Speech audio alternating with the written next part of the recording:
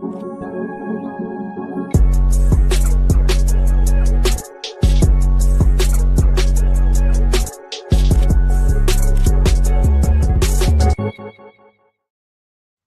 what's up, everybody? Welcome to a brand new episode of Spill the Tequila here on the Outlaw Nation channel. I am John Rocha, one of the co-hosts here on the Spill the Tequila show. Joined, as always, by the king of swag himself, Winston. Hey, Marshall. How are you, Winston? Dude, I'm actually doing pretty all right. I'm doing pretty well. Standard exhaustion. That's I think just the older you get / the world we live in, you're always going to be a little bit tired. Right. But you know, my lady is doing well with a project she's working on. Good. You know, everybody cross your fingers for me about a potentially really big project coming up. You know, I got my health. So probably the best sign. Hold on, this is the best. Checking all the boxes. Wait, what happened today? I had a nice breakfast. Look. I know it sounds weird. A lot of it is just because I can't give details about stuff because it could screw everybody's shit up. I wish I could really tell you what's going on with both my lady and myself, but I can't do that. So I got to be real generalized and be like, she's having a great day on a project. Cross your fingers for me. Like it's just about all I can say without ruining anything. But hold on, I need to because I don't know if I text you this when I was out at the protest this past weekend, man.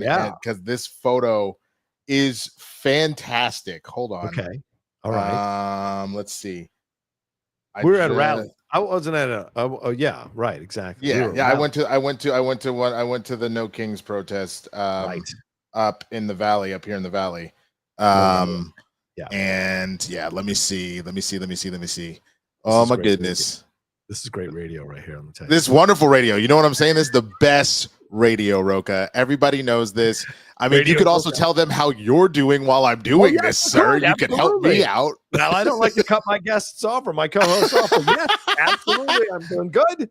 It's another day. I'm down to 427 pounds. So I'm very happy about it. Close to 40 pounds. Not quite there yet, but we're working our way towards it. Had a really great time last night seeing F1. I know the reviews are out, so I can tell you right off the bat, I recommend it. It's not as good as Top Gun Maverick, but it's a damn fun time in the theaters. In a theater, it's slightly overlong by a few minutes, but other than that, no complaints. And my full review will be out probably next week when it actually comes out. But I had a fun time seeing it last night. I'm not seeing Elio or 28 Years Later. I turned down those screenings this week, so I got stuff I'm working on.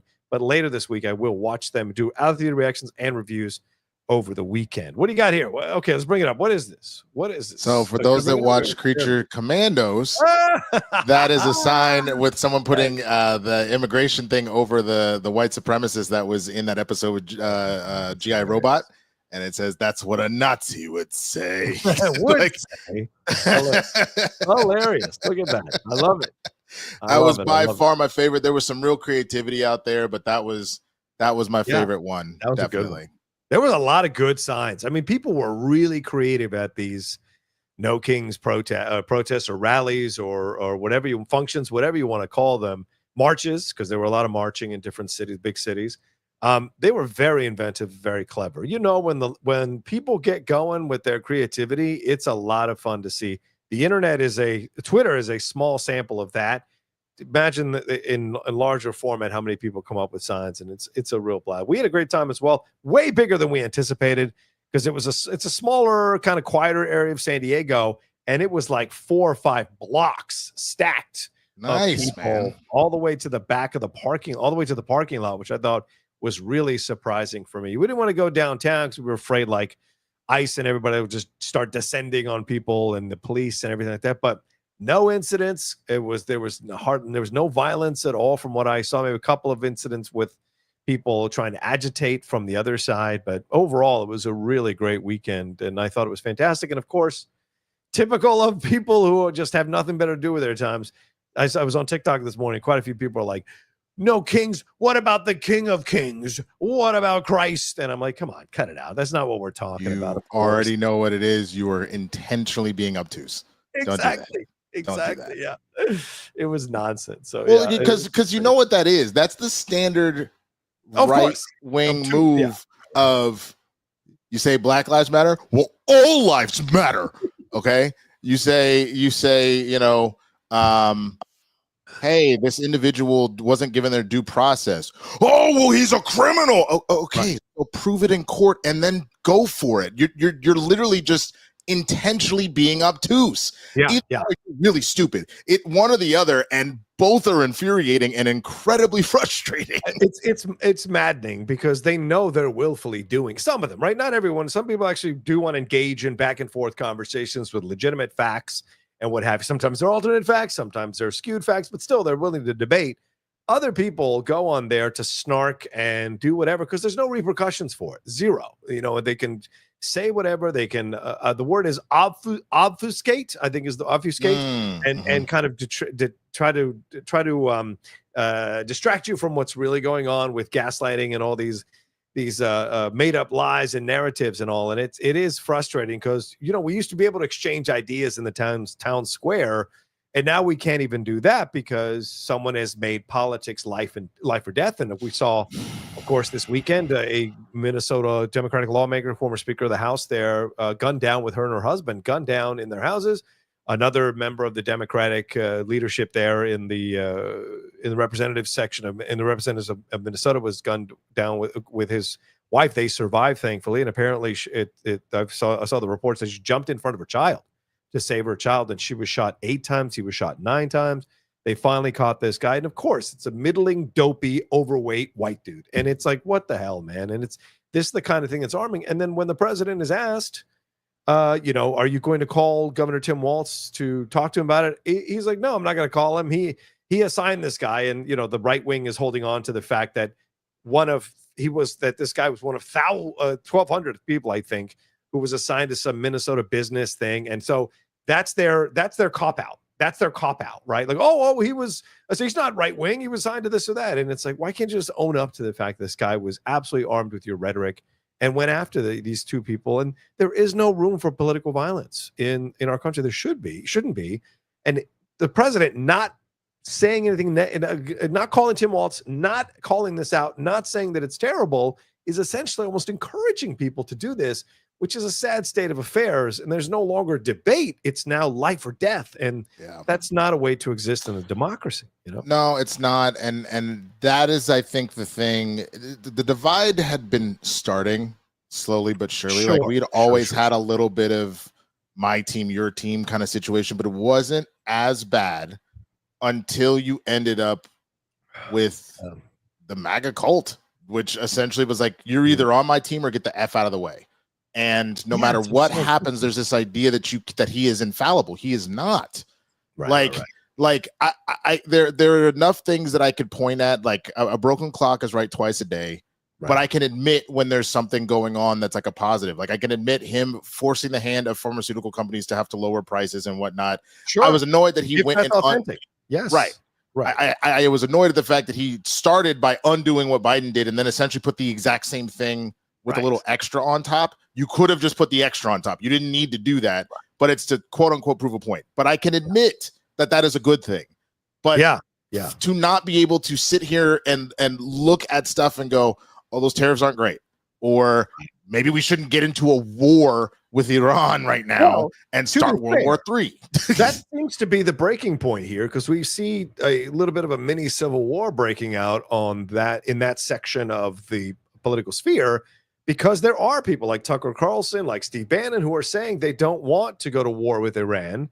And some other people like Laura Loomer are out here going, well, anybody who says that is anti-Trump, and anybody who questions Trump is anti-Trump, and they should be called out and absolutely kicked out of office. So you can't even have a disagreement within your own party, within your own political sect, or else you're called a traitor and people are trying to take you out of your position. So there is no free thinking if free thinking is met with derision and the threat of a loss of your job, rather than just have. And these are the people who cry about cancellation. Right. Yet if you disagree with Trump, they want to cancel you immediately. So which is it? And that's the frustrating part, is it's always a shifting goalpost. There's no morals or principles or actually ethics or things they believe in. Everything shifts to whatever the orange dude says. And that's the frustrating part of it. And that to me is the problem, because now you are literally putting party, and not even party, you're putting person over country.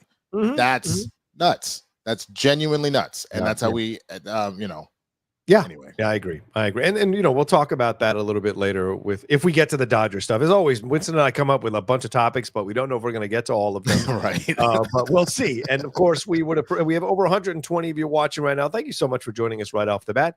We appreciate it. Please remember, Streamlabs Super Chats are open. What are the things you want us to talk about? What are the things you want us to discuss? Please support the show. Send in your love there. You see the Streamlabs address right above Winston's head.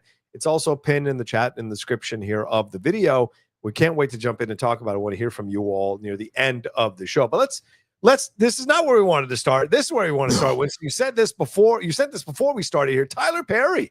My God, Tyler Perry has been hit with a lawsuit accusing him of sexually harassing and assaulting an actor on his BET show, The Oval. Derek Dixon, who appeared in 85 episodes of the show, alleges in the suit that Perry abused his power in the industry to sexually exploit him.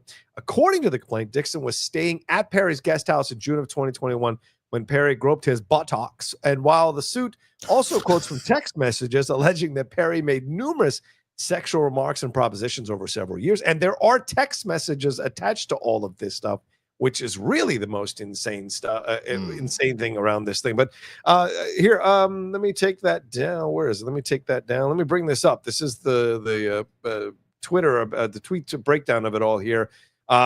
Derek says Tyler gave him a small role in 2 episodes of a show called Ruthless. Then in January 2020, Derek says Tyler invited him to his Atlanta home, hoping to build a friendship, lead to more acting gigs.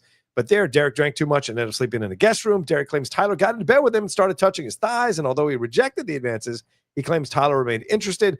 Then Derek says he landed the role of Dale in The Oval, but he claims it was around this time that Taylor started firing off sexually suggestive texts, including asking what Drew's sexual preferences were, telling him he has sex with men.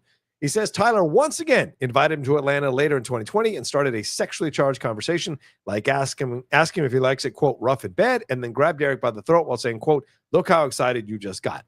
He says he pushed Tyler away, and that was the end of the alleged incident. The lawsuit includes years of text messages allegedly sent between both men. Most of the ones Tyler allegedly sent are sexually charged. For instance, one reads, quote, no straight man would be going on walks with you or cooking dinner for you unless they wanted to F you. I would F you. Dixon is suing for quid pro quo workplace harassment. Now, to be fair, Tyler Perry's people, he has responded through his people saying that this is a lawsuit that is frivolous and that is born out of someone who is upset about a situation with Tyler Perry. So there's a lot here to unpack here, Winston, that, they're calling it, his lawyer calls it a scam, and is trying to say that they categorically deny all of these allegations. So what are your thoughts on this stuff, Winston, when you see this, and what do you feel? I mean, I feel like there is a reason. Like you gotta wait for it to all play out in court and everything else like that. But as far like there have been rumors for a very long time, right? And there is a reason, that there have been 2 episodes, one on the show The Boondocks, one on the show Atlanta. Calling out clip from the Boondocks, that's the Boondocks episode. Where he hires a bunch of like light-skinned black men that he oils up, and it's essentially kind of a cult and all this other stuff. There's a lot kind of going on there, and so that to the point where I was talking to a friend about this before we got on the show. Yeah. And like I sent her the Variety article, she goes, I thought this already happened. This is like another one. And I was like, no, there's always been rumors. There's never been anything directly coming out, at least not to my knowledge. Maybe I missed something. Now here we are. And I just got to say, man, like, that's just, I remain one of the, I don't always F with Charlemagne the God, but the one thing that I will give him credit for is during the Me Too movement, he said, I think what really needs to happen above all else is we need to listen. We need to listen to all victims. We need to listen to every single person that comes forth with an accusation. We need to hear out everything they have to say, and then we need to believe all facts. So if all the evidence comes out that he did this, then same thing I said about Diddy, same thing I said about oh my God, what's his name? Jonathan Majors, all that kind of stuff.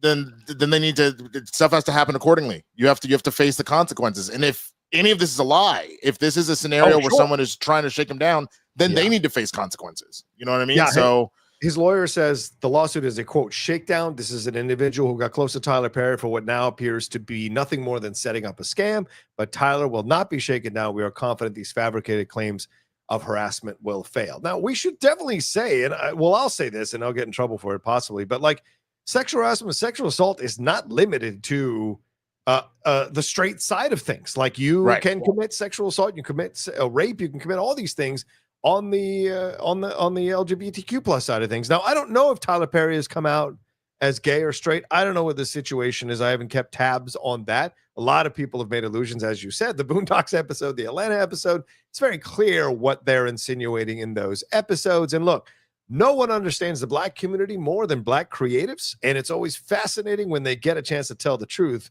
about what's going on with one of their most powerful creatives. And certainly there have been accusations about him using non-union work, accusations about how he's treated people behind the scenes. There have been these kinds of whispers for years about situations, which is why he's created, in essence, a iron-domed empire down in Atlanta where people are like, once you get on that set, you are controlled, you are monitored and all of that. So those are allegations. I don't know. I've never been.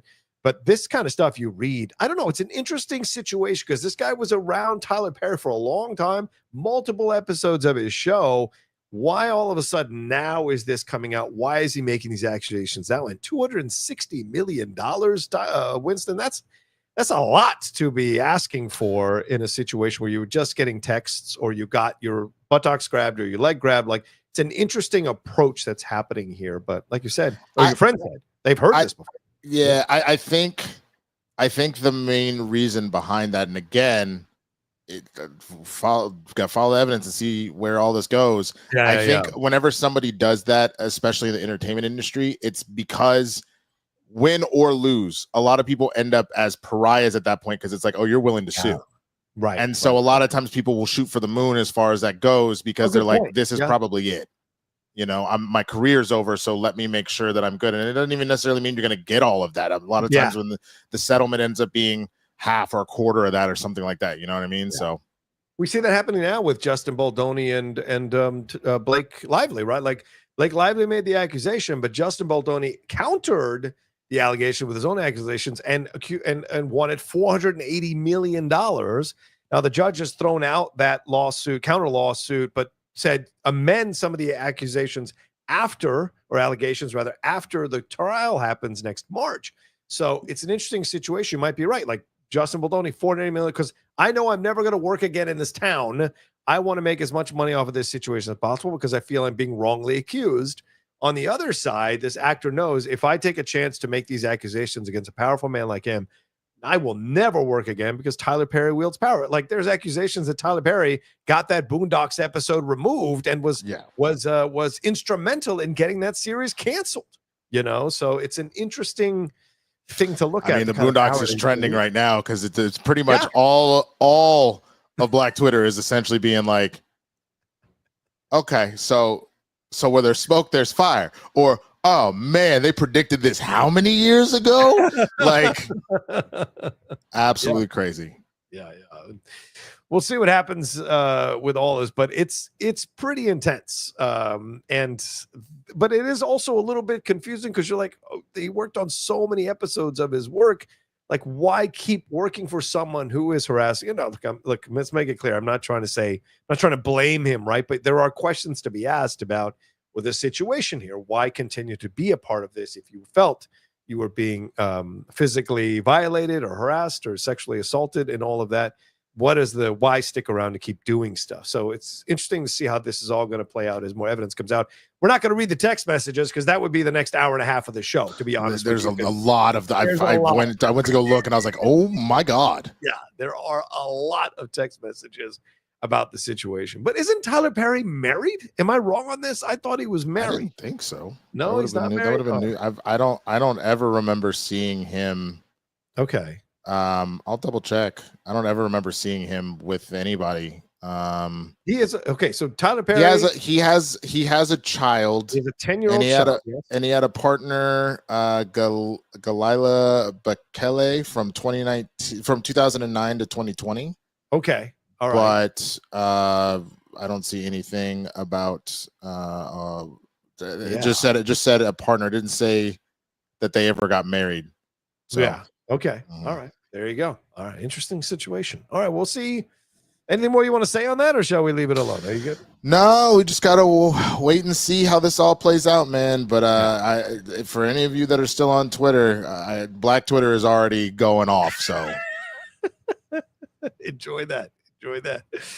All right. Well, let's move on to some casting news here. Let's talk about this, Winston. We got ourselves the lead for the Clayface movie. This gentleman, in case you don't know him, his name is Tom Rhys Harries. He is a Welsh actor. He was in the TV series Suspicion that Uma Thurman led on Apple TV Plus. He was also in The Return with Ralph Fiennes and Juliette Binoche, which is essentially the Odyssey, but before Christopher Nolan got a hold of it.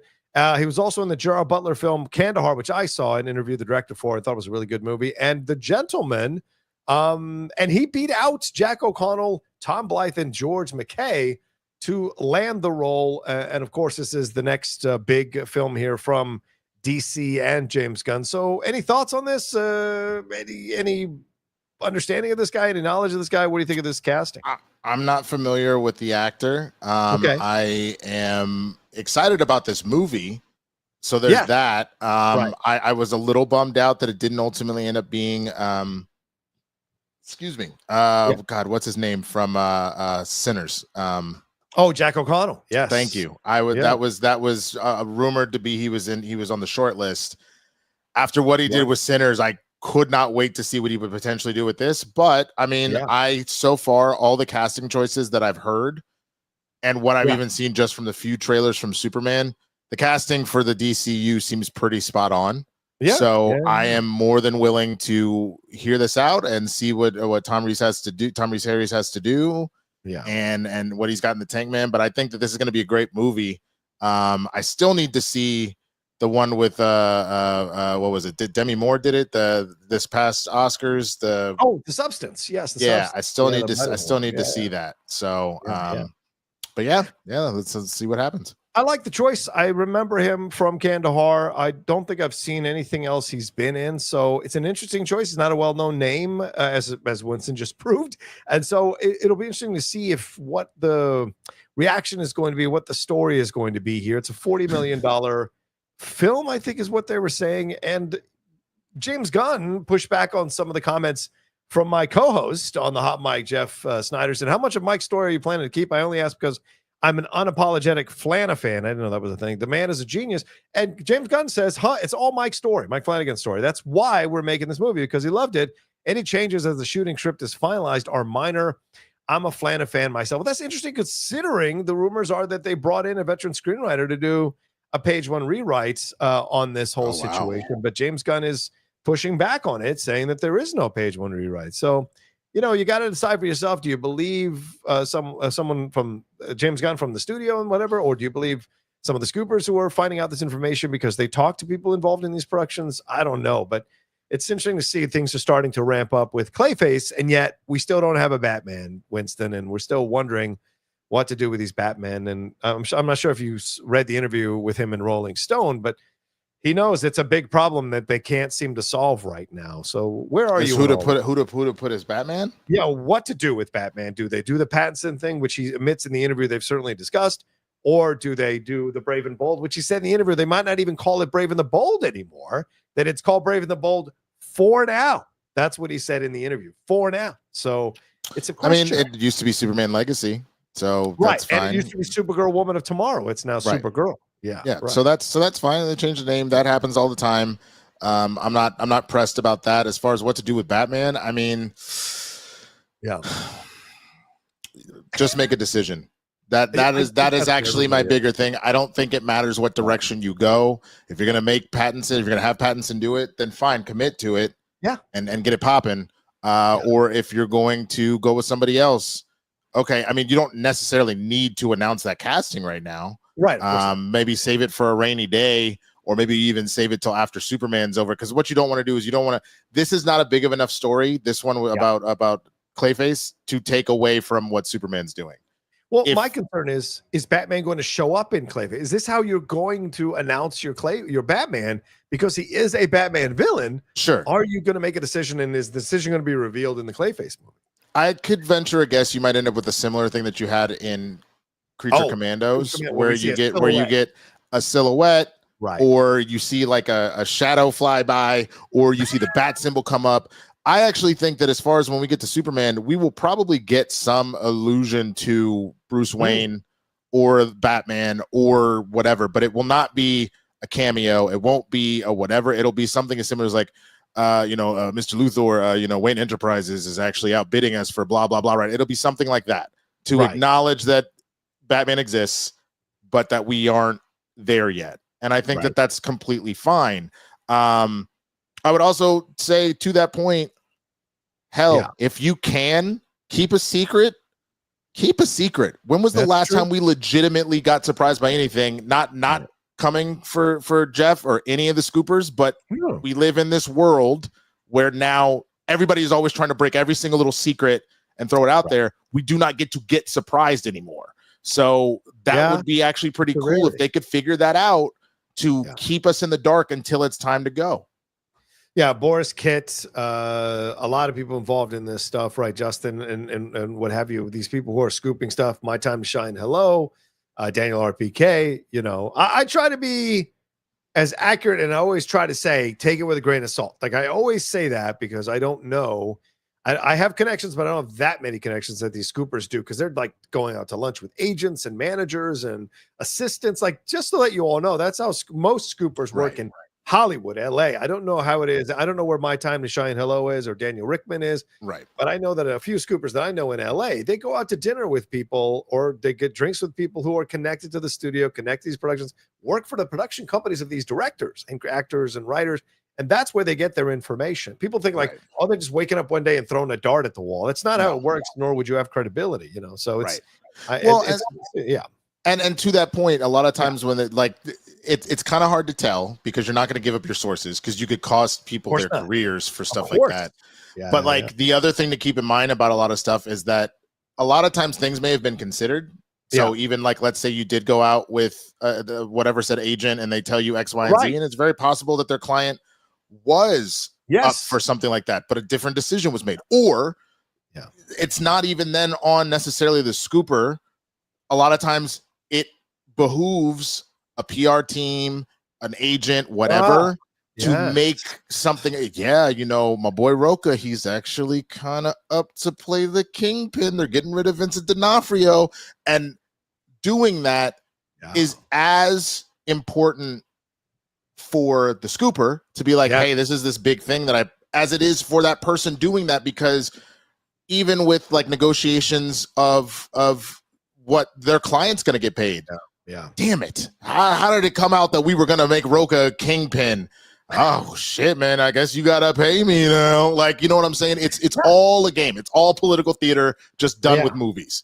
Or the reverse, where they're like, we didn't want it to get out.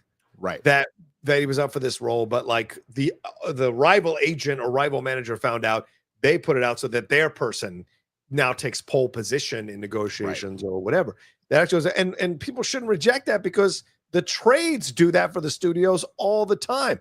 Just about everything the trades put out, not everything the trade breaks, but puts out, that's all approved by the studio. And so you have to understand that. So in a way, they're doing the exact same thing some people accuse scoopers of doing, working with these people behind the scenes. Like, the studios are working with these journalists to put out this stuff, and that's the thing. It's all a system. Yes, it's all, if we're being honest, it's all a system. And that being said, I still stand by the fact that I really wish we knew less. I think that there's a certain level of it. There's a certain level of it that I think is a good thing. I think it can help build hype, etc. But like, if we weren't in on these, shareholder meetings about these are the projects we're putting forward, and then you get excited about a Blade movie that's never coming. I know they announced it at Comic-Con, but you get what I'm saying? This idea of the more you are spoiling things, part of what makes art so palpable is not just the art by itself, but it's the way that it can thrill you. It's the way that it can take you by surprise. If I knew, before watching The Sixth Sense, by the way, the whole time Bruce Willis is going to be dead. Spoiler alert for a movie from 1996, by the way. Of course. But or 98, whatever. If I knew that going in, yeah, go ahead. Why would I be as inclined to necessarily go see the movie? You know what I'm saying? Yeah, so there's also something to be said about how thrilling would it be that Superman really is on his last leg here. Lex has finally figured out Batman comes in with a well-timed batarang, and we all were like, "Oh my God, we have our Batman!" Like, how amazing would that be? We're not going to get that, but that would be fantastic. That's a good point. By the way, a couple of people responding here to you, Winston. Planet Yavin saying Rocha is too petite now to be Kingpin. Okay, never been. Did you see my boy Vincent? My Vincent was out here looking like what, the King Zempic, like instead of Kingpin. He was svelte. He was man. He was looking good. I just want to snap your neck. You could also put a fat suit on Rocha. If Rocha's svelte now, he could hold that up. Also, if what you're saying is you're trimming down, you were already holding that, so you're strong enough to still hold it, bro. You know what I'm saying? Like, you'll be fine. Also, you said you were down to 427 now. Did you mean that? 227. Yeah, because you said 4. I was 6. I was 264. I'm down to 227. But yes, I was. Yes. Because I was about to say one of two things when you said that. I was either like, hey, where are you holding that weight? Yeah, like because of I haven't seen you in person, and your cutoff is right here. Did something change, or B, are you like Ant-Man, where you could just change your vision, you could change your density and shit? Like, what is going on? That is hilarious. Yeah, Rocha down to 420. He's a light Hulk now. That's hilarious. But yeah, we'll see. We'll see what happens with this situation with Batman, but also we'll see how the Clayface movie takes shape and takes form. And tune in, of course, 4 p.m. PT for the hot. Oh no, sorry, we're doing it 9 a.m. on Thursday morning because Jeff is on the East Coast in Boston visiting his family for a few weeks. So we're doing it 9 a.m. on Thursday morning. So we'll talk about this, and I'll hold Jeff's feet to the fire on James Gunn's response to his comment. But let's move on to this. We'll stay in the superhero realm, Winston, a little bit. Rachel Brosnahan, of course, doing promotion for Superman. And that is just, as we're recording this, Winston, less than a month away, 3 weeks away, I think, from getting the Superman screenings and getting to the first screenings of them in the theaters. She has a message for actors here who starred and failed in embarrassing superhero movies. Basically, own your shit. She said, and this was in Interview magazine, which I've got to read the whole interview, but she said the exchange started. This has been going on for a little bit. Oh, sorry. So the actress who plays Lois Lane in James Gunn's upcoming Superman got on the subject of actors dissing their superhero projects during a recent Interview magazine chat with Amanda Seyfried. The exchange started with Seyfried saying about superhero movies, that's the thing about these movies. You can feel it when people are doing it with passion and grace and curiosity. Then Rachel Brosnahan replied, I don't know why people say yes to a project only to then turn around and complain about it. Look, I don't want to shit on other actors, but there was a minute where it was cool to not like superhero movies and to look back on projects like this and poo-poo them. Do it or don't do it, and then stand by it. This is very interesting when you think of other people who've commented on this just recently in this discussion here. Madam Web co-star Sydney Sweeney joked while hosting SNL, you might have seen me in Anyone But You or Euphoria. You definitely did not see me in Madam Web. Christian Bale criticized being a part of Love and Thunder, saying the definition of it is monotony. You've got good people. You've got other actors who are far more experienced with it than me. Can you differentiate one day from the next? No, absolutely not. You have no idea what to do. I couldn't even differentiate one stage from the next. Also, of course, Ryan Reynolds has made mocking his 2011 Green Lantern movie an ongoing punchline. And we had Dakota Johnson earlier this week, of course, making comments about this kind of stuff here. Winston, what did she say? She was talking about movies. It's so hard to get movies made, and these big movies that get made, and it's even starting to happen with the little ones, which is totally freaking me out. Decisions are being made by committees, and art does not do well when it's made by committee. Films are made by a filmmaker, a team of artists. My feeling's been for a long time that audience are extremely smart and executives have started to believe that they're not. So this is an interesting situation. So how do you take Rachel Brosnahan's comments, putting in Dakota Johnson's comments recently about her work in big profile movies, and even Amanda Seyfried, who was interviewing her, commenting about the advent of IP and franchise movies happening here? I agree and disagree with her. I agree with the Which idea with Rachel. Okay. With Rachel specifically, I agree and I disagree. I think that I agree that don't come for the genre when it's over and be like, that's just that stupid superhero stuff, blah, blah, blah. Right. You look like an ass when you do that. You signed up for it. You got paid a lot of money. You know people give a damn about these characters, about these stories. If you sign up for a character that most people have never heard of unless they're diehard comic fans, that was a choice, Dakota Johnson. But other than that, the flip side is I think we should be able to be honest enough with ourselves to go, that is not my best work. And that's where I think Rachel's a little off base here. I think people need to look back and go, yeah, that stand-up joke I did, I thought it was great at the time. I look back, it wasn't. This song that I wrote, I thought this song was really good. Yeah, it has not aged well, or it didn't hit the way that it should have, and that's on me. Maybe my art didn't do. Like, I need people to be honest enough to allow things like that to happen.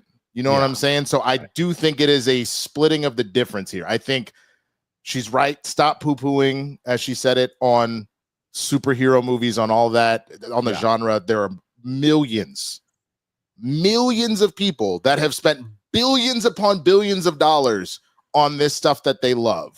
Yeah. So miss me with actors that crap on that.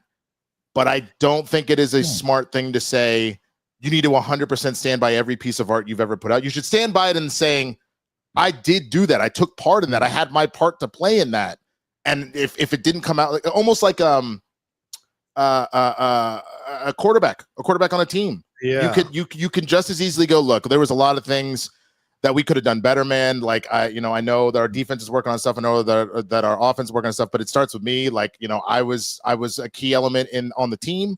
We didn't play well. Here's where I messed up. You need to be honest instead of being like, I played great. I don't know what y'all talking about. I know we lost by 40, but did you see that I put up 3 touchdowns? Okay, bitch. What? Like, you can do both at the same time. Is kind of what I'm getting at with well, I like Rachel's comments in the way that she's saying, I don't know why people say yes to a project only turn around and complain about it. But you're right. You don't know how the project is going to go. Do you know what I'm saying? And so I think I hear what you're saying, and I side with you on that end, that like you can sign up for a project and be excited about it. But at the end of the day, if it's a bad experience and it's a frustrating experience, then, you've got a right to express that opinion, that point of view. My thing is that when they start to make sweeping judgments of the entire genre, like Dakota Johnson saying how we're too obsessed with sequels and too obsessed with remakes and too obsessed with doing stuff that are just basically that people want fresh things. They want to feel things, experience new things, see new things. It's a fallacy, right? Even Amanda Seyfried, in my opinion, Amanda Seyfried, this is her comments. I will say there's a little bit of fatigue with sequels. I want original content. I think it's really scary and brave to do it. It's not scary and not very brave to do sequels. It's just for money and it's frustrating. Then again, I do Mamma Mia 3 in a heartbeat. So which is it? That's the thing that's frustrating is I think some of these actors want to get paid in superhero money to do independent movies because studios are still churning out independent movies, small movies at large amounts per year. They don't all go to the Cineplex because when they do put them out, nobody goes to see them. Hardly anybody goes to see them. Even the materialists. Everyone's like, oh, it's third highest opening A24. How much did it make? Oh, it made 15 million globally. Imagine a Marvel movie making 15 million globally in its opening. And so these are the things you look at, and it's like you've got to balance this kind of stuff out. And so I just think Rachel has the right point of view, in my opinion, but I do hear you when you say, well, how can you know how experience is going to go until after you do it? And should you not be allowed to speak about your experience? I think what I need people to do, because this actually ties back into what we were talking about, people that are ride or die for the political party no matter what. I need people to be able to do 2 things at once. I never thought that damn Travis Kelce commercial would be that poignant to my life. But I need people to be able to hold water for more than one thing. I think it is completely reasonable to want to get paid. You especially with the acting side of things. Well, you had just mentioned her bringing up Mamma Mia 3, and it's like, well, which is it? It can be both. It could be I really love this character, in the sense of I really love this character, and because it's the third, it's going to pay me a shit ton of money. So you can have that part of you that says, yeah, I'm gonna do that. Because I'll give you an example personally in just a second. But then on the flip side, also be like, I do think there is an overall problem about how everything is IP, everything is sequel. I think both can be true. I would even argue that a lot of the independent stuff that's happening, it's because studios are intentionally going out of their way to make some of this stuff, not market it well at all, and then be like, I guess they don't want the original shit. Stop it. I didn't even know about the materialists until Coy and Christian said something, because the marketing was that bad for it. They said something on Friday and I was like, oh, that's a movie? And then all of a sudden, or it wasn't even them, it was somebody in the comments that super chatted about it. And that's the only reason I knew. So like, there is a level at which you can see the studios are up to no good. But yeah, I like, personal example, right? I am doing everything in my power right now to live better, eat better, have a cleaner life. I know beer is bad for me. I've been fully like, no, I'm not doing that. Like whatever. Beer is the worst thing you can put in your body. It's empty carbs, empty calories, blah, blah, blah. Right. I'm drinking a beer, Rocha. And it's not because I don't acknowledge and understand that, but because of the day I'm having. I'm both celebrating, a friend of mine, actually, 3 friends of mine actually made the practice squad for the world dodgeball championship. So they're about to start the combine, and hopefully they make the team fully. So I wanted to celebrate with them and all that, right? So like, I can equally say, yo, beer is not good. Get beer away from me, and then be like, I'm gonna have a beer right now. You know what I'm saying? So same thing. She could say, we are doing way too much IP stuff. I'm gonna go cash this check real quick. If she's doing it with every movie she's doing, now you were talking out of your ass. But having a 1 exception, a 2 exception at most is not as egregious. And I think that's where I get worried, is that we as people, it's either black or white. There is no gray, and that's not good, you know? I hear you. I mean, I don't fully agree. So, but we're not going to get into a big old fight about it. It's just, I just disagree, because I think if you are going to make a stance about something, then you've got to adhere to those morals and principles of it, right? I mean, ethics of it. You're saying, I hate that Hollywood does this, but I will totally do a sequel and make my money. So in essence, you keep the machine going that you say you don't want to be a part of. Now, I get it. They could recast you and move on, and you've missed out on a payday, but that's the price of standing for something. And so I hear you that we're too black and white. I agree with you 100%. But I also think people think that they can have their cake and eat it too, too much recently. And that, especially the newer generation, and that frustrates me a lot, because it's like, no, you've got to take a stand, and you've got to fight for something. Like if I go out and I'm protesting No King's Day, and then tomorrow I take a job at ICE, which is it? You know what I'm saying? Or tomorrow I become. Those are just so drastically different, though. And the only reason I hear you. I 100%. I hear the beer thing, but I don't think it's quite at the level either. I think these are, we're making our connections where we can, but. No. I get it. I think, but that's part of it, is also being able to do the math on what is the effect on the stuff that's going on. So a big one, not to go full political right now, a big one has been the boycott of Target because of their comments about DEI and things like that, right? 9 times out of 10 at this juncture, because I've been like kind of a part of that boycott and being like, okay, you don't like black people, you don't like gay people, then I don't need to like you. I could step off that, right? 9 times out of 10, I will not go to Target anymore to get the thing. If I'm in an emergency right now and it's like, bro, I'd crap my pants, I need some underwear, this is the nearest store, I'm gonna go spend my money at Target. Like I had a situation where I was going to a baby shower, and the present that we had did not come in time. And so based off the stuff that they specifically asked for, I broke down and just went to Target. As long as I'm not doing that on a regular basis. So again, if Mamma Mia is that special to her, because that's the example she wanted to use, right? Fine. But if I see you in a whole bunch of damn sequels and you're talking out your ass, now I know you were that's a bunch of BS. You know what I'm saying? That's right. And the only reason I said I can't include the ice thing is because that is so egregiously more serious.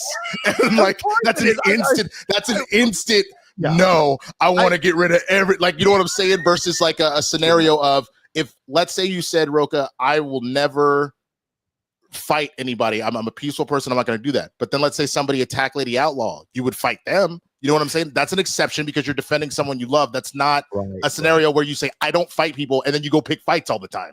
Those are that's what I'm saying. That's the difference, in my opinion. Right. I get it. And I get it. To me, it's like, well, if you say this thing, then you have to sacrifice something for your belief.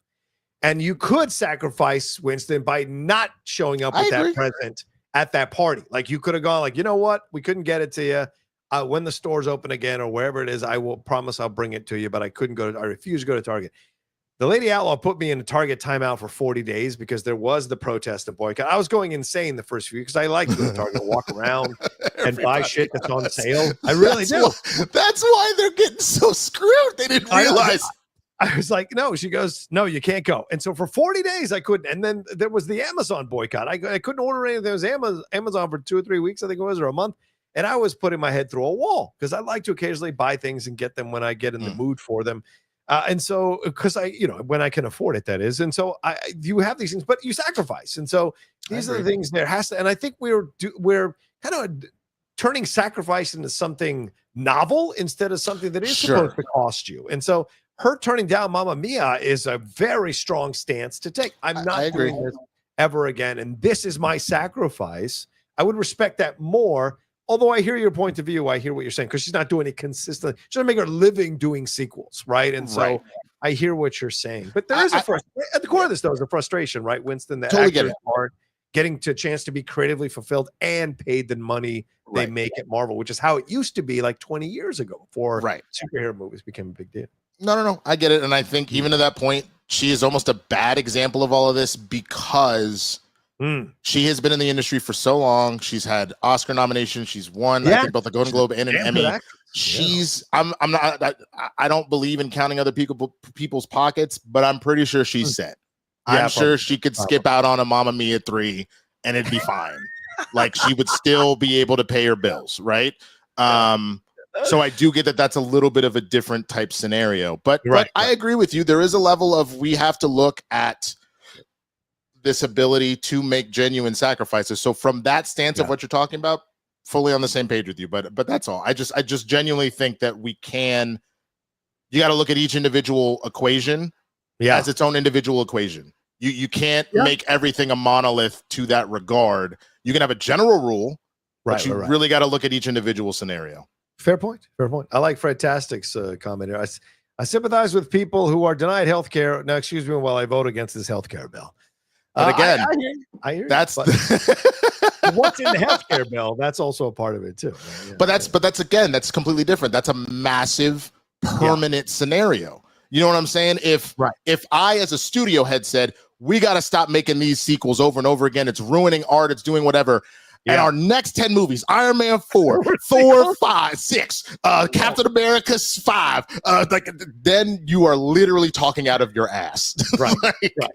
Well, it was like Natalie Portman, who made that big deal at the Golden Globes about wanting to work with female directors, and female directors should be, and then didn't work with female directors for the next 8 years. So, that's completely, that is pure hypocrisy. And now she sounds like an ass. You know what I'm saying? She never said, I never want to work with the male director again, but she did say, I primarily only want to work with women going forward. And yet you didn't. So now I can look at you and go, what are you doing? Yeah, exactly. 100%. So so I wanted to bring that up for conversation. So I appreciate. I love how that was our big topic all of a sudden. Like we really would. We always find one. We never know which one it's going to be. We never know where we're going to find ourselves, which I like. We don't plan this stuff out. I like stuff that's completely, organic. Let's move on to this, Winston. Let's talk about the Dodgers situation, man. This is really troubling. If you think we're doing a bit of a left turn here into the Dodgers stuff. But the LA Times here, Dylan Hernandez wrote this just 3 days ago, talking about how the cowardly Dodgers are remaining silent as ICE raids terrorize their fans. He was talking about Pride Night. A Dodgers official received a commemorative scroll from LA County Supervisor Lindsay Horvath before the team opened in the 3-game series against the Giants. It is truly my pleasure to be celebrating Pride with the Dodgers, especially at a time like this, to have the Dodgers look at our community, see all of us, and celebrate everyone. In almost any other time, Horvath's presentation would have been inspired. Well, pride in the Dodgers. On Friday night, however, with many parts of LA terrorized by large-scale immigration sweeps, the county supervisor's words evoked an entirely different range of emotion. You had the demonstration against the federal raids, but the Dodgers have remained silent on all of this stuff. Angel City and LAFC released statements sympathizing with the residents. Angel City FC, even Winston, had shirts for all of their fans at a game that said Immigration City, which was a way of supporting people, which I thought was amazing. But the Dodgers have done literally nothing, and they boast more than 40% of their fan base being Latino, and they can't even be bothered to offer the Shaken community any words of comfort. And I'm going to bring this up. This young lady here performed the national anthem, and she was told not to do it in Spanish. This is singer Neza, and she did it in Spanish. Her full name is Vanessa Hernandez. She performed the anthem in Spanish here amid the protests in LA for the No Kings marches and against immigration and customs enforcement, ICE. And following the performance, Neza claimed the Dodgers told her not to sing the anthem in Spanish beforehand. She said, watch the Dodgers tell me I can't sing the Spanish Star Spangled Banner that Roosevelt literally commissioned in 1945. And then the video cuts Neza singing the song in Spanish, so she did it anyway. And in a follow-up video, she said she's still very shaken up and emotional. I got home for singing the national anthem in Spanish at the Dodgers game, and it is the official Star Spangled Banner in Spanish. And because of this, I didn't think I would be met with any sort of, like, especially because we're in LA, any sort of backlash with everything happening. And I've sung the national anthem everywhere. She is of Colombian and Dominican heritage.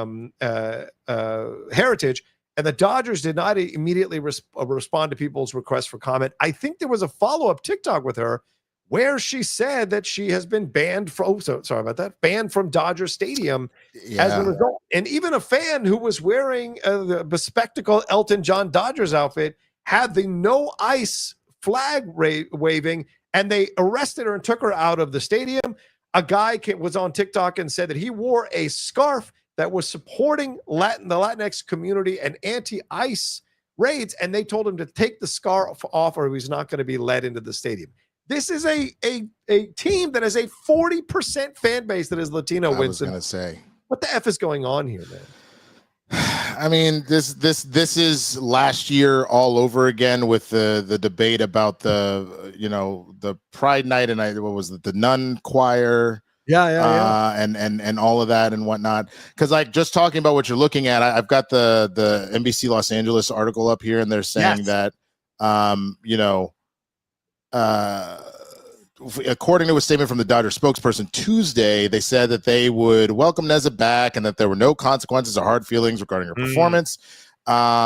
She was not asked to leave. We would be happy to have her back, the statement continued. However, Neza said she was confused because she said the statement was not the same message she had heard during a phone call after her performance. The singer said that before she even left the stadium, we were told verbatim, don't ever call us again. Don't ever email us again. Your clients are never welcome here ever again. And then they hung up. I am honestly more inclined to believe that than I am to believe that because there's an easy way to prove that that's not what they meant. Right. You invite her back. Yeah, that is the in Spanish again.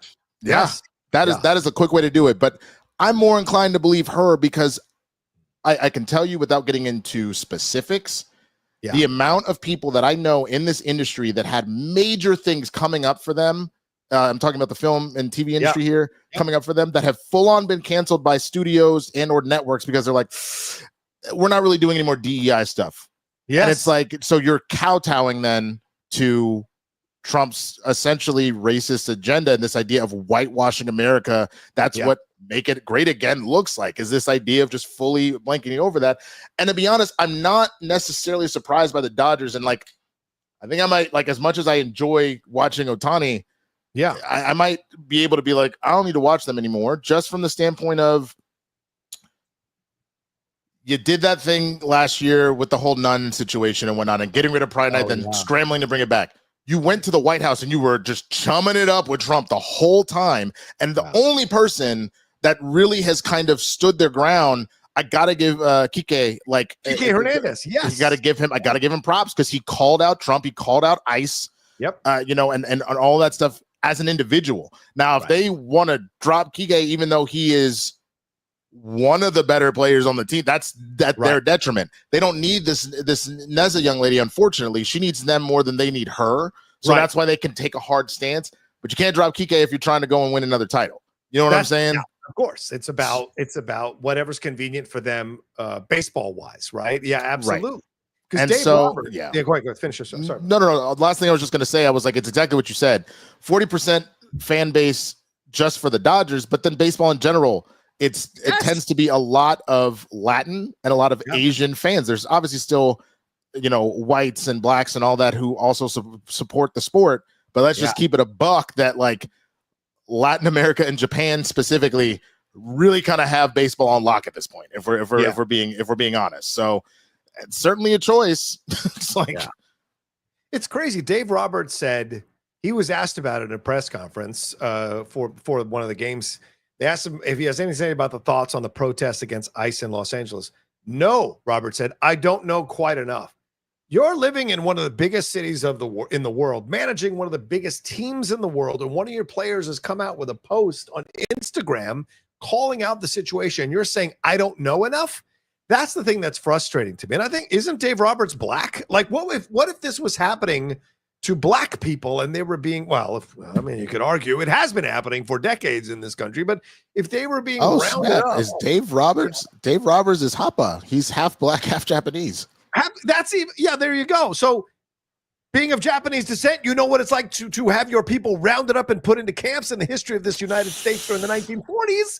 And being black, you know how systemic injustice and racism can work when a person who comes in charge wants to use the levers of power to come after people of color. So to say I don't know enough is a massive cop-out.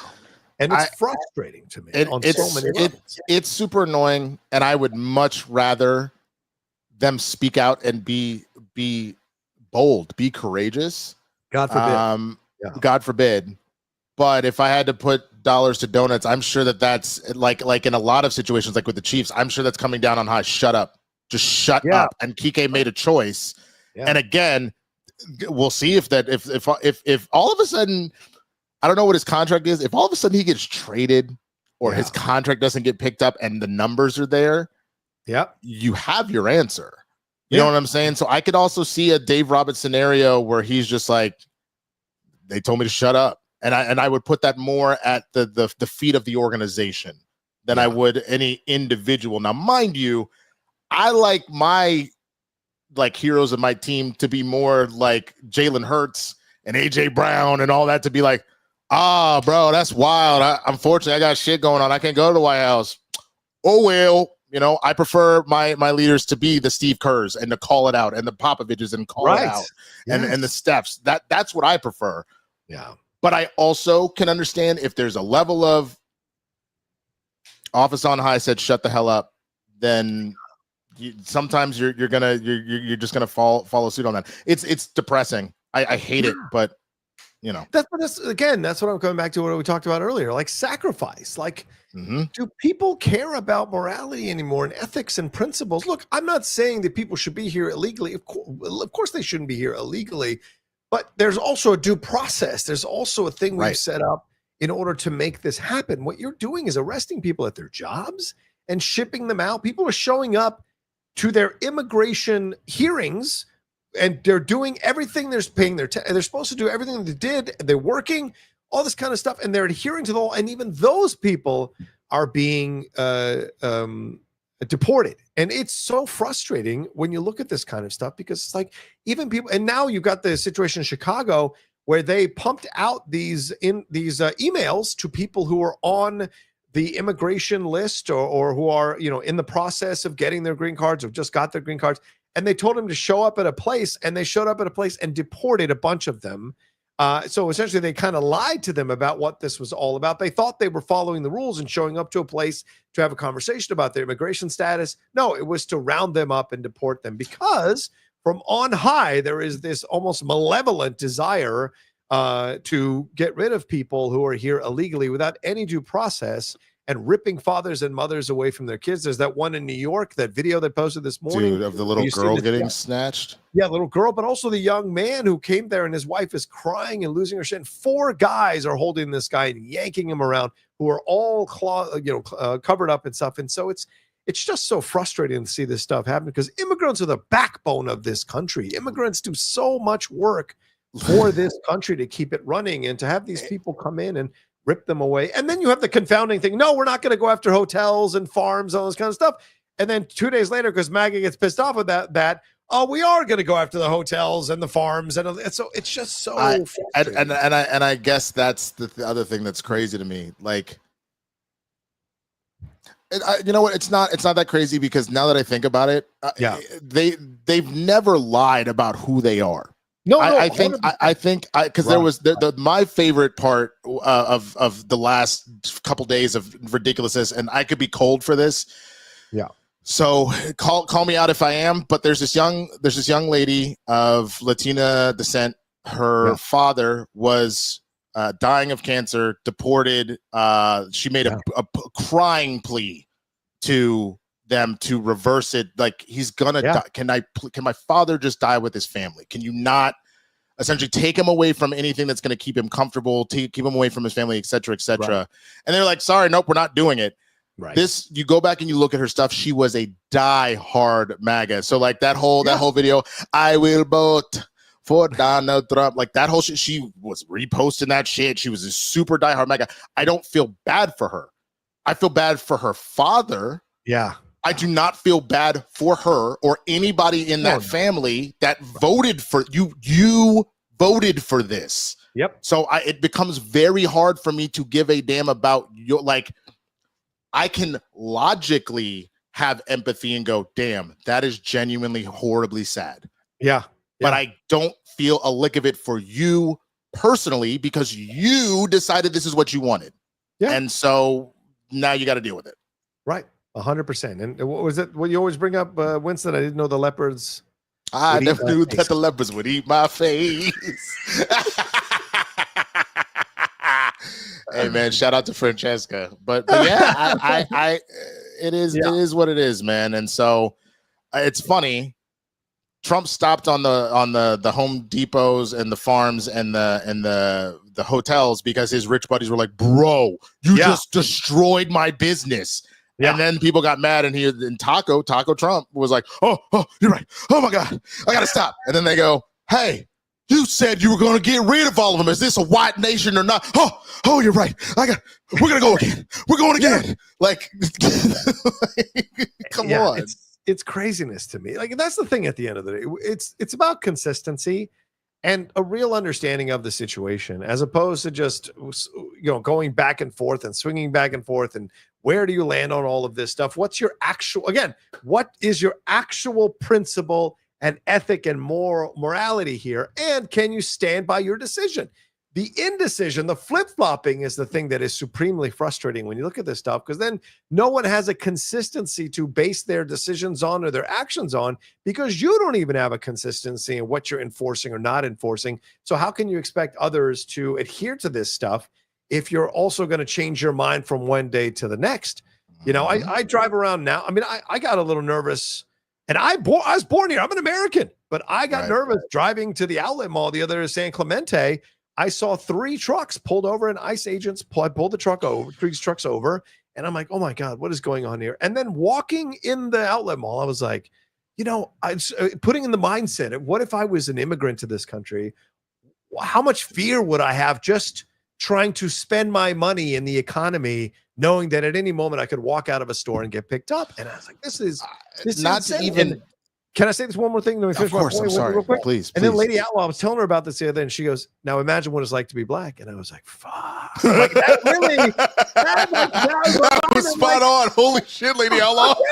I know. I was like, I've always talked about what this is like, but like, that was where I felt it viscerally walking around. And I was like, damn, that's fucking intense, man. So anyway, sorry. All I was gonna say is I don't say this lightly. There's Calvin without even wishing. Calvin came right in. That's exactly how black people feel every day, Rocha. That's spot on. But what I was gonna say to you was, it's not a joke. Keep your passport on you everywhere you go at this point, and that won't even necessarily save you, but it has a higher probability of doing so, because they've already sent people that are legally supposed to be here out. So don't be caught in a scenario where keep your military papers or your passport or whatever it is, because that is why the protests have been happening. It's purely because this is not in any way, shape, or form civil, or is it legal? But they don't care. It's not American. Don't care. It's not well, unfortunately, I agree.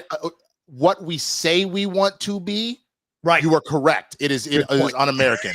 Who we actually are, as you mentioned, this is Lady Outlaw saying to you, now imagine being black. That's what it's like.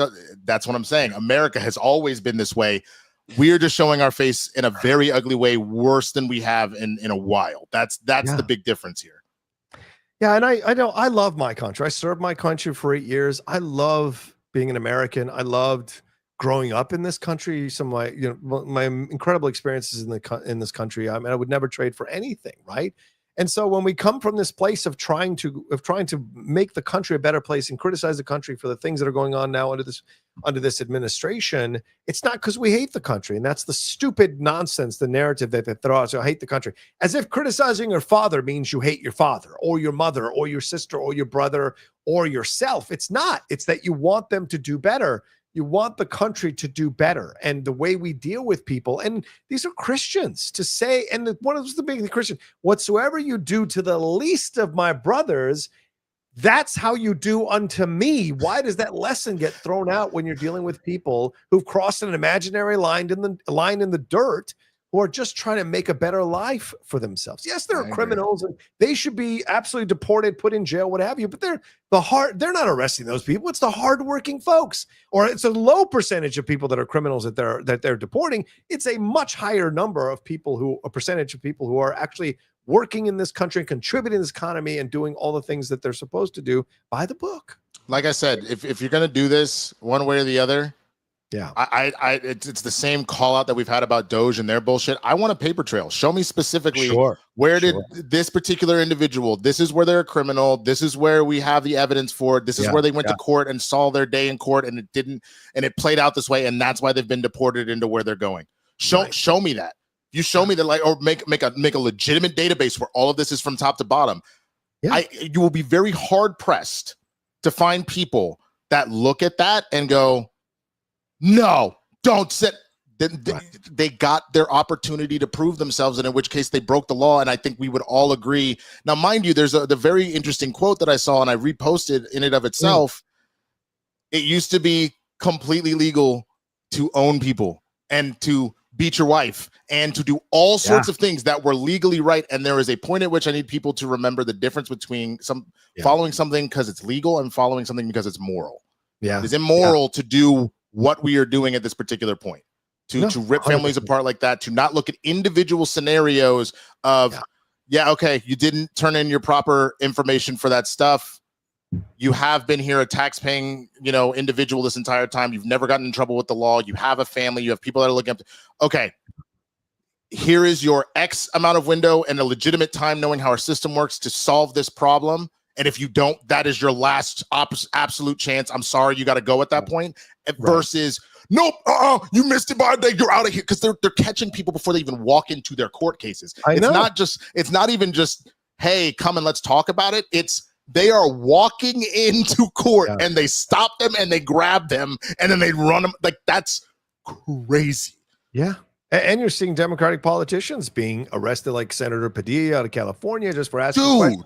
Or the guy today in New York, Brad Lander, who is running for mayor of New York. He's the comptroller there in the state. He has been escorting immigrants out of their court cases for the last 6 months.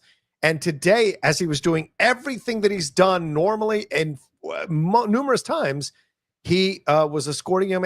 ICE pushed past and these, well, I don't even know if they're ICE. These 4 men who did not identify themselves, covered in masks, one not covered, and they grabbed him and they arrested him just for not letting go of his client, or his constituent. It was mind-blowing, man. I am grateful that we haven't heard anything about these agents getting killed or anything like that. Right, of course. You don't want violence against You don't want agents. that. But you got to understand, similar to what happened with the Breonna Taylor scenario, they did not, as it was proven in court, they did not announce themselves properly and didn't follow the proper thing on the warrant. Someone shoots into your house, you're thinking you're being robbed. You're going to shoot back. So in the same breath, it is only a matter of time for these ICE agents to be rolling up like this in plain clothes and to be essentially kidnapping people off the street, that randomly someone's going to, all of a sudden, they're going to try and fight back. And now this is going to escalate to the way that we don't need it to happen. We don't need Americans dying from this stuff. I agree 100%, Winston, but people are turning up the heat, just like Trump's sending in the National Guard and the Marines and all unnecessarily and I'm not saying these protests were all peaceful. Of course, I saw the videos. They were throwing stuff at the police. I know. But the police possibly also instigated those accusations of throwing flashbang grenades into these cars. The reporter?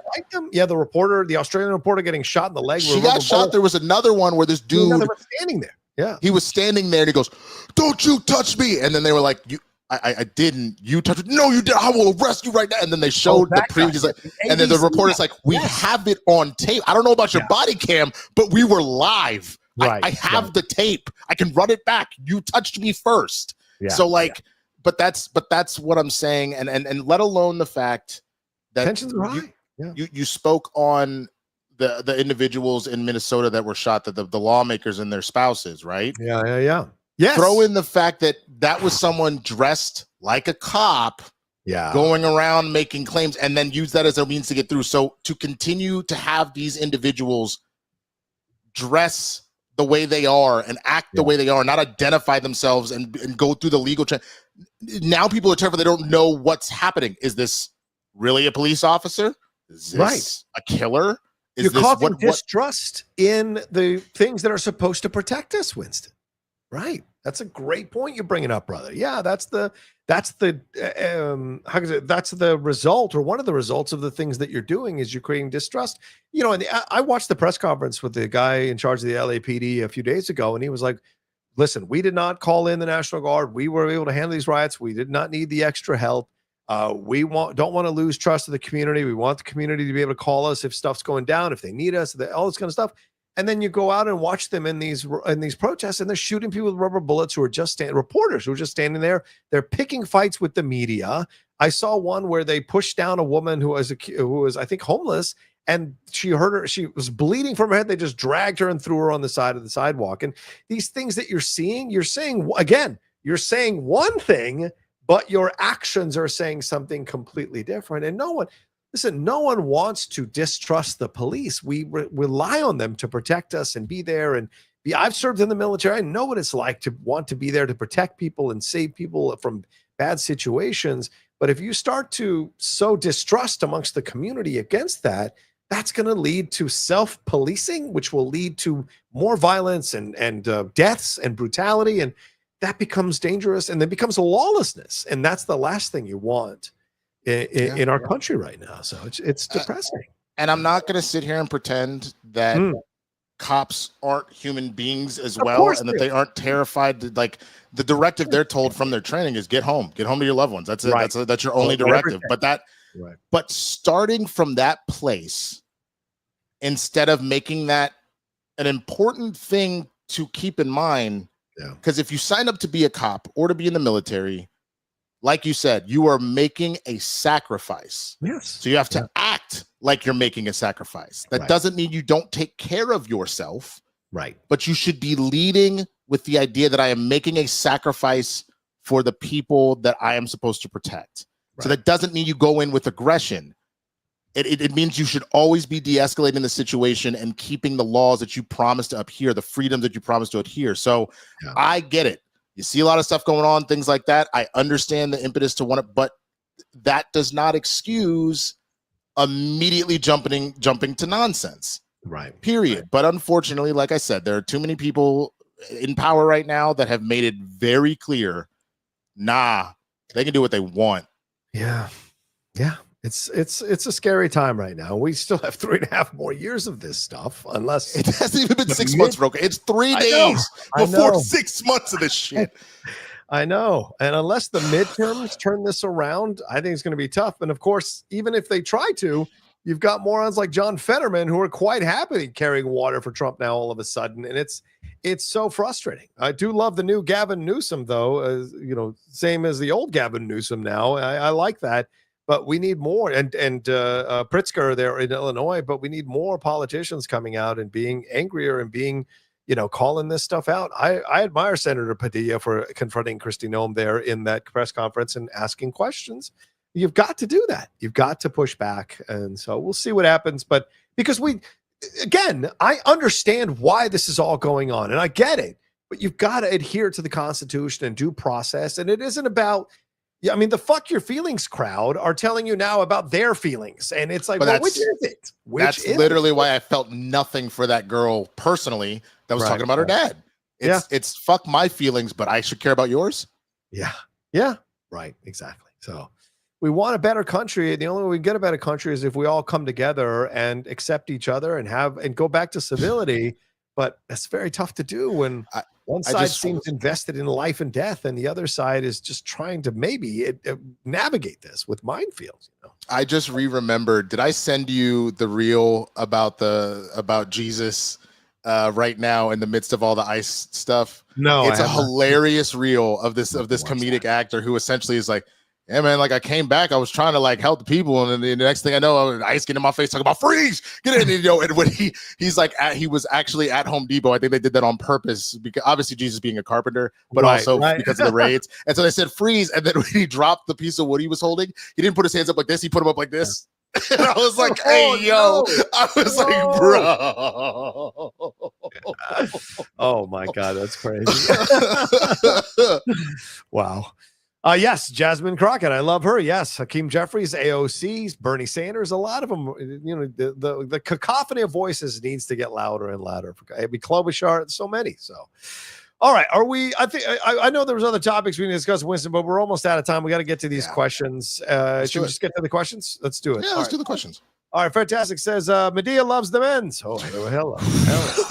Yikes. JMV says glasses look good, Winston. Rocha looking trim. Thank you. For now. Yeah, we'll see. Thank you.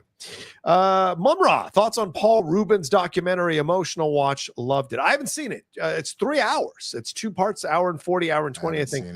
Have you seen it yet? No. I am definitely going to watch it in the next few days. I was a little too young or not paying attention to Pee-wee, so I know basic things like the secret word of the day and stuff, but I just don't know enough about it. So it'll be interesting to watch at some point, but he just doesn't hold the same place that other people. Fair enough. Cowboys fan 92 says, hi guys, happy Tuesday. John and Winston, have you guys seen what James Gunn said about Hollywood is dying due to films being made with unfinished scripts? This comes to us from the Hollywood Reporter. Yeah, I did see that, but I think you can come up with all kinds of reasons why quote unquote Hollywood is dying, which they've been saying since I think the 1920s. And I mean, he greenlit a film with a finished script and they canceled the film. So, what is the truth here? Again, what is the consistency here? He said that in the same interview that they canceled a film because the script wasn't ready. Well, why did you greenlight it and cast it if it wasn't ready? The script wasn't ready. So it's a confusing thing to stand on. But I don't think finished scripts mean great movies either, right? So not necessarily. Yeah. Rocha, I finished. Bring up stand up again. I finished a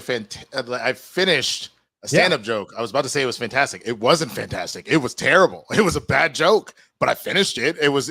I had edited it multiple times, things like that, and then it just wasn't good. So no, I think that it can play into it. If you're telling me if he has proof to be like, no, I can point out like 80% of the films in Hollywood, they're genuinely only about 50% of the way through the writing, and they're going forward.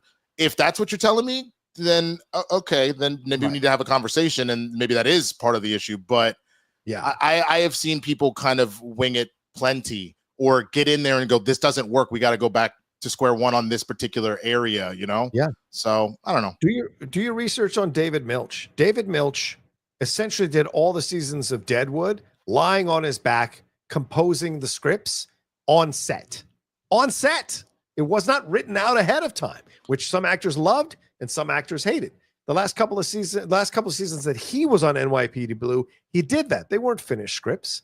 And so finished scripts are nice and they're a good crutch, but it doesn't mean it's going to lead to a great movie because unfinished scripts have led to great movies in the Marvel side of things. Derek Johnson, what's the bougiest thing you do? Maybe I'll confess to mine if yours are good. What's the definition of a bougie thing? Is that like a rich thing? Very upper crust, upper class. Oh, I'm better than all of it type thought. I'm trying to think what is something bougie that I do. I do a lot of bougie things. Nothing is sticking out in my brain directly. Maybe I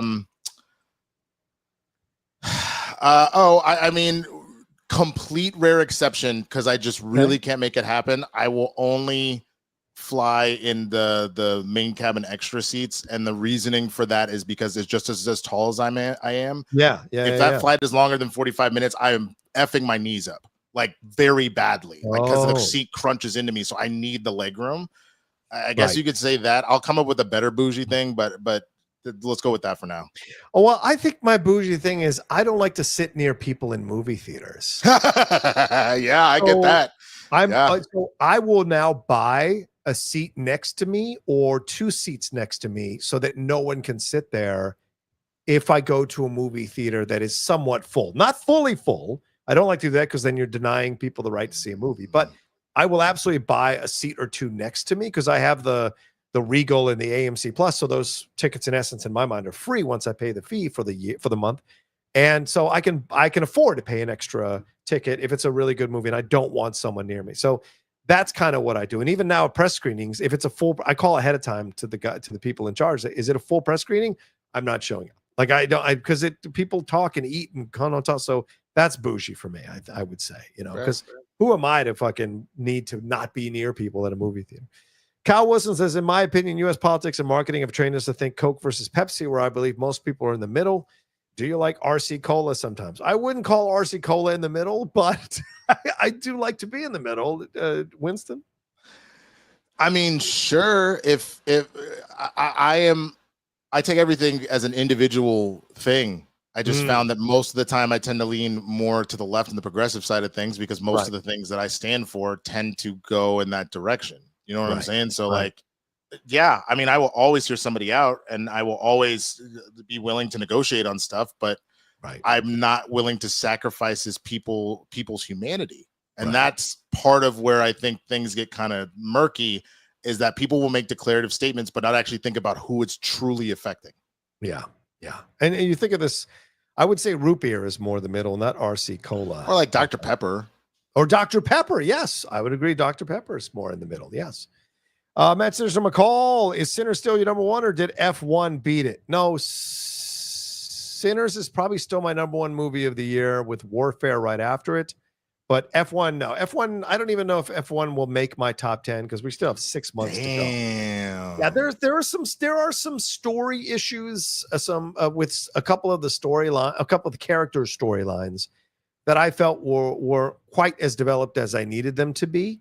But I still think this is an incredible film that people are going to love. And there have been already reviews out today where some people have touched on the stuff that I noticed as well when I was watching the movie. So yeah, we'll see.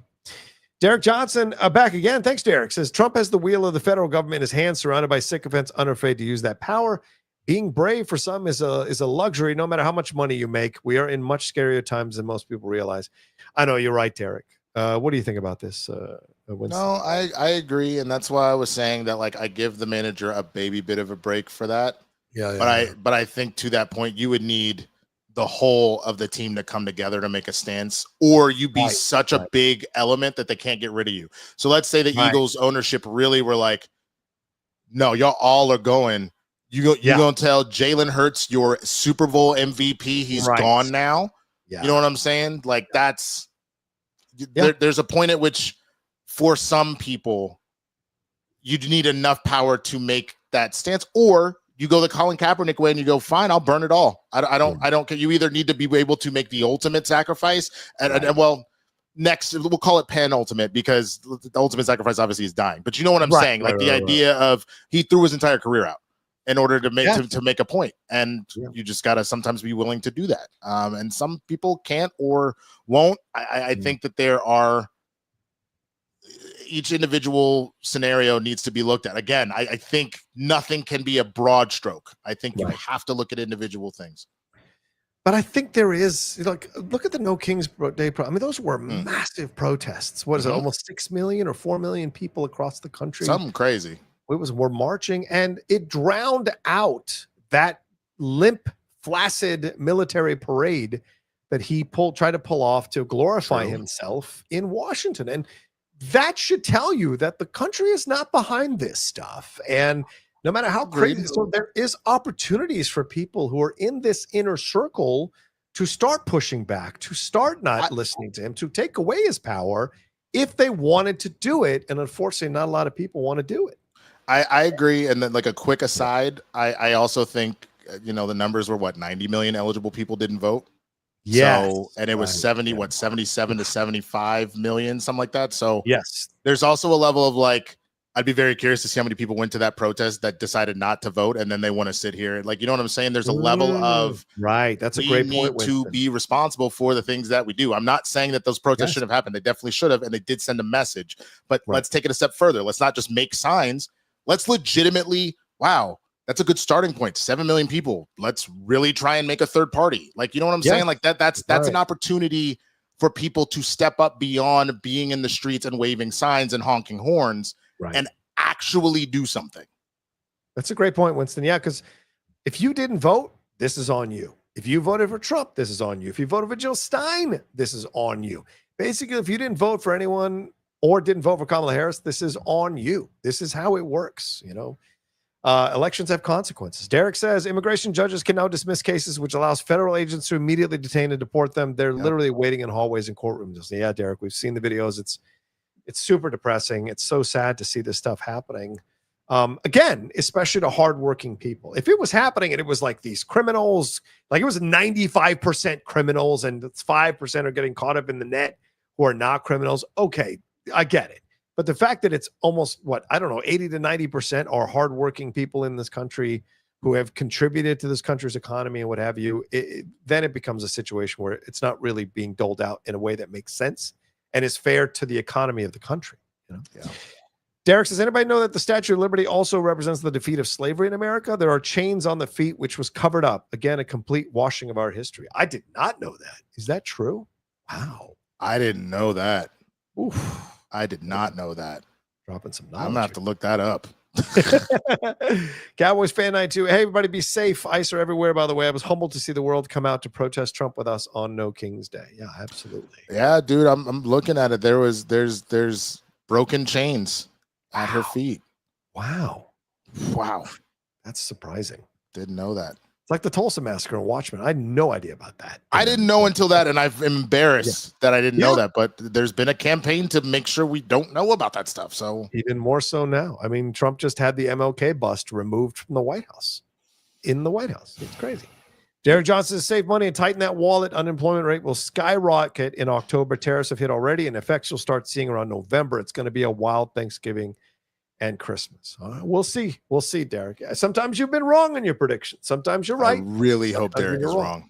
I really, really hope Derek is wrong. But unfortunately, that a lot of that is pointing in that direction. So it's good advice to tighten the wallet right now. Absolutely. Thank you, Derek. Kyle Wilson, by the way, my question was literal and metaphorical. Two things. Talking about Coke and Pepsi. Fair. Fair. Adit Mahmood, what's up, Adit? Rocha, happy that the Red Sox traded Devers. Yes, but seeing the Red Sox fans losing their minds and try to blame Liverpool for why they got rid of Devers. Liverpool and Florent Wirtz have nothing to do with John Henry getting rid of Devers. That was all about Devers not wanting to play first base and them paying him $300-something million, and he's in his 30s. And so I think they just wanted to get rid of him because they want to save money and start over. So, but I'm happy, Cowboys fan, lastly to Europe, having lived in the UK from 2005 to 2023, I can say you have no right to judge the USA and USA as a people because England's politics are not done or run well either, let alone voted for. That's fair. Yeah. Sometimes people from other countries are judging us. I mean, right now, they're not seeing their own stuff. If we're Zeus, Britain's Kronos, bro. Like, I mean, we got that shit from our daddy. I don't like. What are you gonna say? Good point, bro. Fantastic 314 says, How to Train Your Dragon was really good. They made minor storyline changes, but I thought they worked. Yeah, I haven't seen this one yet, Winston. I'm gonna try to see it tomorrow. You haven't seen it? Okay. But I hear great things. I have to. I hear good things. And Corey Emperor, did Kyle mean Shasta? Yes, I do like Shasta. Totally mid. That's good. I like that. Shasta. Oh. Chris Corcoran, thoughts on Iran? I think Trump wants wartime powers and is breaking his anti-war promise. Shocker. Bibi fled to Greece after firing the first shot. I haven't been keeping up on this stuff too much. It's been crazy. It's been crazy. I don't have a lot of time to jump into it because I got to head out in a minute. But yeah, that happened. Fired the shot, immediately ran to Greece. It is going to be interesting to see what happens because Trump is running his mouth hardcore about we're going to back Israel, we're going to do this, while not only people in his cabinet and whatnot, members of Congress, and mainly his base being like, absolutely not. I actually saw a number of like people when I go through their tweets, they are hardcore MAGA being like, no, this is the last straw. If you do this, I actually am done with you. So hopefully this is legitimately the thing that calms him the F down. But we'll see. We've seen people say they're going to walk away from Trump and then go right back to him. So who knows how much of that is true? You're right. King Sport Cal, y'all hear about the white YouTube beef that turned into a double homicide? Yes, I saw the video in Vegas. That was horrible. Oof, that was terrifying. That dude, he kept that anger all the way through the drive into the confrontation. That is scary. That's unhinged mental health issues. Yep. Jared Johnson, my bougie thing is I fly to Minnesota every 4 months to get my hair done. I get braids done in a salon by my barber. I know Winston can attest how hard it is to find someone to do natural hair. No, he's not wrong. Derek Johnson is spot on. That is bougie. I don't know where you're living now, DJ. That you can't find you ain't got a single other black friend that could be like, hey man, no, they do great braids over here. Like, god damn. That is epically bougie. That is hilarious. I love it. I love to have Derek Johnson money. Just going to do my hair, get my hair in Minnesota every 4 months. Hell yeah. Matt Citizen McCall, you think Jill Stein will win in 2028? I don't know. She won't even run it. Where is she? I ask that question every time I hear her name. Where is she right now? Where is she right now? Yeah. Back in Trump's bunker. Kyle Wilson, thankfully the protests in San Antonio were relatively peaceful. The National Guard and San Antonio Police Department were restrained, but we don't F with the police. No one should be effing with the police, honestly. And yes, I agree. It was amazing to see how many police departments Winston tweeted out, thank you to the protesters for not being violent and not having any altercations. The San Diego Police Department did that. Seattle Police Department. So many police departments did that. And I was really surprised by that. So it was a relatively peaceful day, which angered the MAGA and right wing even more because they had nothing to point to get upset about people about. I mean, they could point at that squeaky ass tank. I'd be pissed about that. That was embarrassing. Oh, that's hilarious. All right, one last Streamlab, and then we're going to get out of here. It's from my boy Doug Developer. He says, hey, guys, let's settle the most important debate right now. When it comes to active quarterbacks after the usual big four, who is the fifth best? Is it Jalen Hurts? Well, who's in the big four? Is it Burrow? I think they're talking Burrow, Jackson, Allen, and Mahomes. Who is number 5? I need to see. This is where my brain is a little shot. If you have an answer, go for it. I just need to look very quickly. Yeah, Jaden Daniels. Of course you would say. Good God. Good God. Oh, God. It's so hard to take you seriously when you say things like that. Okay, let's see. Who would I put at number 5? It's not going to be Kyler Murray, Michael Penix. It's not Bryce Young. It's not Caleb. It's not Dak. Come on, it's not Dak. It's not no, it's not. I wish I had Jordan Love. You say Jordan Love? I wish I had the just the full starting because I can't. You know what? I know how I can solve this. I can. I'm looking at the team names right now. No, I'm looking at the team names and I can try and figure it out. Unless you have the quarterbacks there. All the quarterbacks for every one of the teams. I'll run through them real quick. Right. I know you got to go, so we'll go real quick. Yeah. Is it Kyler Murray, Michael Penix Jr. for the Falcons? No. Bryce Young for the Panthers? No. Chicago Bears, Caleb Williams? No. Okay. Cleveland Browns, just no in general. No. Prescott for the Cowboys. In the conversation, but no, I think he's at like number 9 or 10. Okay. Jared Goff for the Lions. Maybe. Ooh, Jordan Love for the Packers. No. CJ Stroud for the Texans. No. Anthony Richardson or Daniel Jones? No. Trevor Lawrence? No. Geno Smith? No. Justin Herbert? Conversation, maybe. Matthew Stafford? Conversation, maybe. One of those three so far. No. J.J. McCarthy? No. Drake May? No. Jackson Dart? No. Justin Fields? No. Jalen Hurts? Conversation. I think it might have to be Jalen because he's the reigning Super Bowl MVP. He just won a Super Bowl. He beat Mahomes. I think that's my answer. I hate that I have to admit that, but I think you got to go. I don't think he is the most talented out of a number of the people we mentioned. Right. But I think he's gotten results, and that is equally as important. In some, I would never actually do it because of the things that the top four do.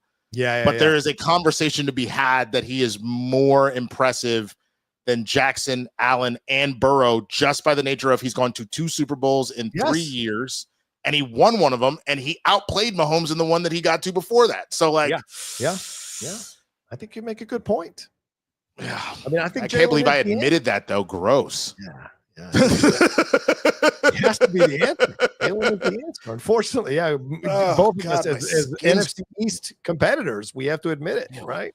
And I'll put Jaden already in top 10 for sure. Yeah, I could make a case for Brock Purdy, to be honest with you, but I put Purdy just outside of 10 only because when he hasn't had the talent around him, he has not been able to perform. I kind of need to see what he does now that you've gotten rid of a number of key players and see if he can still do it. That's a good point. Yeah, that's why I look forward to see what Jaden can do with how much we've gutted the receiving core for this season. It's going to be interesting. All right, we got to get out of here, Winston. I know you got to go. So thank you all so much for hanging out with us on this episode of Spill the Tequila. We are here every Tuesday, 4 p.m. PT Live. Come and join us. And we get into everything. It's called Spill the Tequila because we talk about everything. So thank you all for the Streamlabs. Thank you for the Super Chats. And Winston, please, thank you another show. Let people know where they can find you and what you got going on. Yeah, you can find me at the Swaggy Blurred on all the platforms. I am headed to the Sparks game right now, so I'm not going to be able to finish my video, but I should hopefully have it out. If not tomorrow, I'll get it out by Juneteenth of who I think will be on Sam Wilson's Avengers team. So that'll be a fun discussion there. And also this Thursday, Juneteenth, Blurs in the Hood. We are doing a Juneteenth special. Welcome to the block party. Come on through, say what's up, 2:00 Pacific time, either youtube.com/Blurs in the Hood or twitch.tv/Blurs in the Hood. Finally, Capes and Cows on Friday. Yeah, maybe I'll stop by. That'd be fun to see you guys go. Yes, sir. Tell Cameron Brink I said hi. Thanks everybody for watching. Subscribe down below, please hit that like button, leave your comments, and of course remember we are on the Outlaw Nation Podcast Network as well. So if you listen to podcast networks or listen to podcasts, subscribe there and you'll hear me and Winston and a bunch of other stuff that goes on here on the channel. Please, thank you so much. Follow me at the Rocha Says, and we'll talk to you next time with another brand new episode of Spill the Tequila. Be careful out there, everybody. We love you.